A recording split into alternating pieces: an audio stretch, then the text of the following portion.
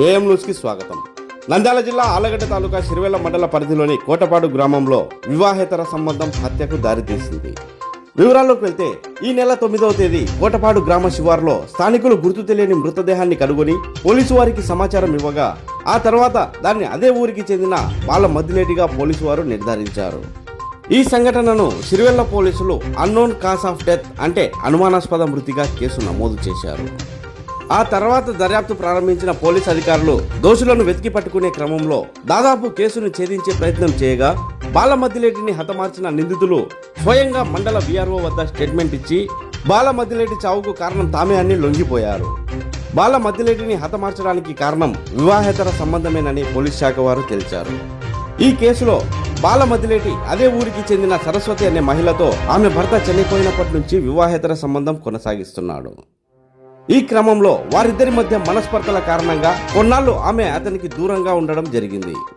కానీ బాలమద్దిలేటి క్రమంగా ఆమెను కలిసి వేధించసాగగా సరస్వతి మరియు ఆమె ఇద్దరు తమ్ముళ్ళు పొట్టిపాటి శ్రీను, పొట్టిపాటి వెంకటనారాయణ మరియు ఈ నిందితుల మిత్రుడు తిమ్మరాజు అందరూ కలిసి పథకం ప్రకారం బాలమద్దిలేటిని చంపాలని నిర్ణయించుకొని 7వ తేదీ రాత్రి బాలమద్దిలేటి సరస్వతి ఇంటి వద్దకు రాగా అప్పటికే అక్కడ పథకం ప్రకారం కాచుకొని ఉన్న సరస్వతి, ఆమె ఇద్దరు తమ్ముళ్ళు మరియు వారికి సాయం కోసం వచ్చిన తిమ్మరాజు అందరూ కలిసి బాలమద్దిలేటిని చీరతో గొంతు బిగించి ఊపిరాడకుండా చేసి కడతీర్చారు.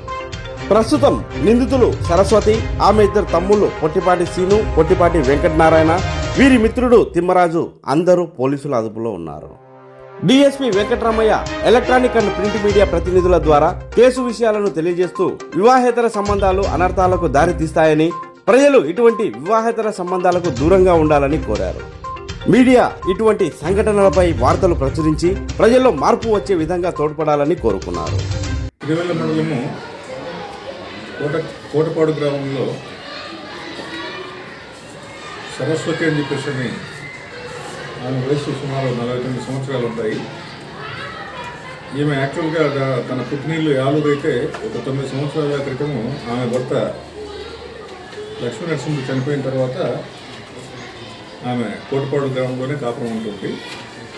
అయితే ఆమె భర్త చనిపోయినప్పటి నుంచి తన సొంత ఊరికే చెందిన కోటపాడు గ్రామానికి చెందిన పుటిక బాలమద్దిలేటి అని చెప్పేసి అనే వ్యక్తి, అతనికి సుమారు 50 సంవత్సరాలు ఉంటాయి. ఈ 50 సంవత్సరాలు ఉన్న వ్యక్తితో వైవాహికేతర సంబంధం నిలుపుతూ ఉండడం వలన కొంతకాలం కంటిన్యూ అవుతూ వచ్చింది భర్త చనిపోయినప్పటి నుంచి. అయితే ఈ పుటిక బాలమద్దిలేటి అనే వ్యక్తి యొక్క ప్రవర్తన ఎప్పుడూ తాగి రావడము, అర్ధరాత్రి అపరాత్రి అనేది లేకుండా ఎప్పుడు పడితే ఎప్పుడు వచ్చి డోర్లు కొట్టడము, తాగిన మైకంలో ఆమెను కొట్టడము, రకరకాలుగా హింసిస్తూ ఉండేవాడు. సో అతని యొక్క వేధింపులను తట్టుకోలేక ఒక 6 నెలల క్రితము తన తమ్ముడు వీళ్ళందరికీ చెప్తే వాళ్ళందరూ మందలించడం వలన 6 నెలల నుంచి కొద్దిగా అతనికి దగ్గరికి వైవాహికేతర సంబంధము కొనసాగించడానికి ఆమె నిరాకరిస్తూ ఉండడం వలన ఇద్దరి మధ్య కొద్దిగా మనస్పర్ధలు వచ్చినాయి. అయినప్పటికీ కూడా అతను ఎప్పుడు పడితే ఎప్పుడు రావడము, అర్ధరాత్రి ఆమెను బూతులు తిట్టడము, ఇదంతా చుట్టుపక్కల వాళ్ళు కూడా న్యూసెన్స్గా ఉండేది. ఇక చివరికి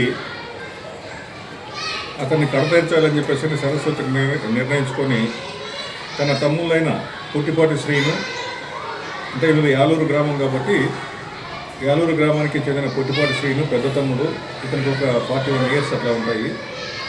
తర్వాత పొట్టిపాటి వెంకటనారాయణ, ఇతను యాలూరులో ఉంటాడు కానీ నేటివ్ అయితే యాలూరే, పోలూరులో ఉంటాడు. వీళ్ళకి చెప్పడము, అంతేకాకుండా పొట్టిపాటి శ్రీనుకి స్నేహితుడైన ఈ రంగాపురం తిమ్మరాజు, ఇతను కూడా యాలూరు గ్రామమే, ఈ ముగ్గురికి సమాచారం ఇచ్చి ఒక పథకం ప్రకారము కోటపాడు గ్రామంలో సరస్వతి ఇంట్లో వీళ్ళు దాక్కొని ఉన్నారు.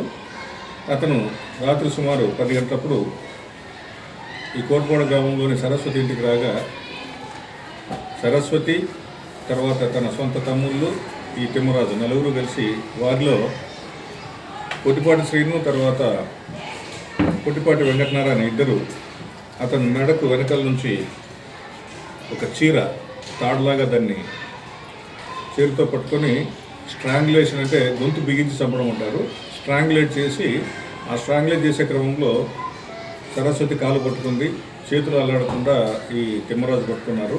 సో బాగా గట్టిగా బిగించడంతో అక్కడికక్కడే అతను ప్రాణం వేయడం జరిగింది. అంటే ఆటోమేటిక్గా స్ట్రాంగులేట్ చేసినప్పుడు ఊపిరి ఆడకుండా పోతుంది అనమాట. ఆస్ఫిక్సియా డెత్ డ్యూ టు స్ట్రాంగులేషన్ అని చెప్పేసి అంటారు ఇంగ్లీష్లో. అంటే శ్వాస స్తంభించి చనిపోవడము, గొంతు బిగించడం వల్ల ఎవరికైనా సహజమైంది.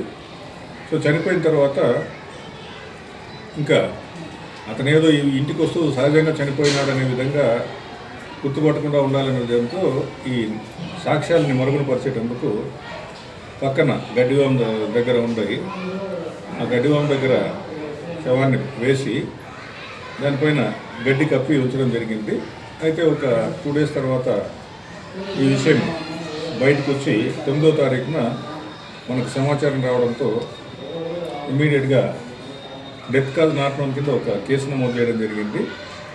తర్వాత నేర దర్యాప్తులో ఏ విధంగా ఈ నేరం జరిగిండొచ్చు అన్న దానిపైన పలు విధాలుగా అన్ని రకాల అంటే సాంకేతిక నైపుణ్యాన్నంతా ఉపయోగించి ఇంకా నేరస్తుల్ని ట్రాక్ చేసే మూమెంట్ వచ్చేటప్పటికి ఈ నేరస్తులంతా కలిసి ఎట్లాగో ఇంకా పోలీసులు మమ్మల్ని వెంటబడతారు, ఖచ్చితంగా మేము చేసిన నేరం వారికి తెలిసిపోయిందని చెప్పేసి వారే ఎక్స్ట్రా జ్యుడిషియల్ కన్ఫెషన్ అంటారు.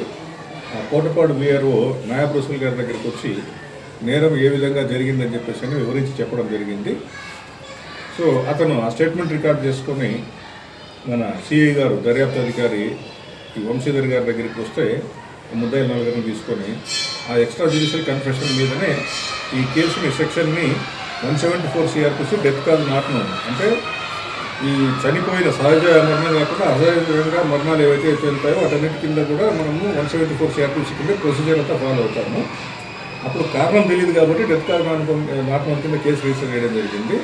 ఇప్పుడు కారణం తెలిసింది, ఉద్దేశపూర్వకంగా ప్రీప్లాన్డ్గా అందరూ కలిసి కుట్ర పన్ని చంపారు కాబట్టి అందుకు సంబంధిత సెక్షన్లు 302 IPC, కుట్ర పన్నినందుకు అంటే హత్య గావించినందుకు 302 IPC, కుట్ర పన్నినందుకు 120B IPC.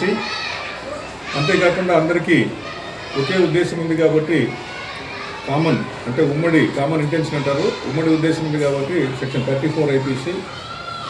వీటితో పాటు సాక్ష్యాన్ని కనిపించకుండా చేయాలా, ఈ విధంగా చంపినారనేది మరుగునపరచాలనే ఉద్దేశంతో చేసినందుకు సెక్షన్ 201 IPC కింద కేసు నమోదు చేసి దర్యాప్తు చేస్తున్నారు. ఈ నిందితులందరినీ కూడా ఈరోజే జ్యుడిషియల్ కస్టడీ అంటే రిమాండ్ నిమిత్తం పంపించడం అనేది జరుగుతుంది. ఎక్కడ అరెస్ట్ చేశారు? అరెస్ట్ చేయలేదు, ఎందుకు ఎక్స్ట్రా జ్యుడిషియల్ కంప్లైంట్ అంటే వీఆర్ఓ దగ్గరికి పోయి మేము నేరం చేసామని ఒప్పుకున్నారు. ఒప్పుకున్న స్టేట్మెంట్ మేరకు సర్కిల్ ఆఫీస్ దగ్గరికి వస్తే సిఐ గారు సర్కిల్ ఆఫీస్ దగ్గర అరెస్ట్ చేయడం. 9వ తేదీ డెడ్ బాడీని అనుకున్నారు సార్. సంఘటన ఎప్పుడు జరిగింది? 7వ తారీఖు జరిగింది. ఈ కుటుంబాలు అనేవి ఏ విధంగా నాశనం అవుతాయనే దానికి ఇవాళ ప్రత్యక్ష తార్కాణము. కాబట్టి వైడ్ స్ప్రెడ్గా వైవాహికేతర సంబంధాల వలన హత్య దాకా దారితీస్తాయి, ఆ పరిస్థితులు ఈ విధంగా ఉంటాయని చెప్పేసి మీరు కూడా మీ బాధ్యతగా దీన్ని బాగా స్ప్రెడ్ చేస్తే కొంత సమాజంలో ఈ వైవాహికేతర సంబంధాలు అనేవి తగ్గిపోయి సమాజం కొంచెం మంచి ఉన్నతమైన స్థితిలో పోయేదానికి ఆస్కారం కూడా మీరు కల్పిస్తారని చెప్పేసి ఆశిస్తున్నాను.